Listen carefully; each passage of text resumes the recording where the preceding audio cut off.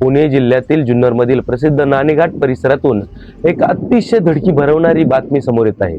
वर्षा पर्यटनाचा आनंद लुटण्यासाठी गेलेल्या एका 22 वर्षाच्या तरुणाचा खोल दरीत तोल जाऊन कोसळल्याची माहिती समोर येत आहे। मिळालेल्या माहितीनुसार आंबेगाव तालुक्यातील पारगाव शिंगवे येथील दत्ता विनायक लोंढे हा 22 वर्षीय तरुण आपल्या 3 मित्रांसोबत नाणेघाटात पर्यटनासाठी आला होता।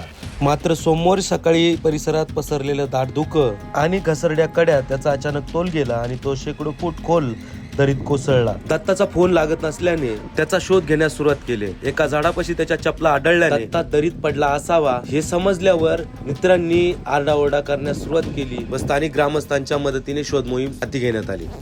पोलीस प्रशासनाला कळवल्यानंतर पोलीस प्रशासनाने रेस्क्यू टीमला पाचारण केले, परंतु परिसरात असलेले दाट धुके आणि निसरडी वाट यामुळे शोध मोहिमेत मोठे अडथळे येत आहेत। पण या मोहिमेत एक मोठी आशा समोर आली आहे। दरीत कोसळलेल्या दत्ताचा मोबाईल फोन अजूनही सुरू असून त्यावर रिंग जात आहे।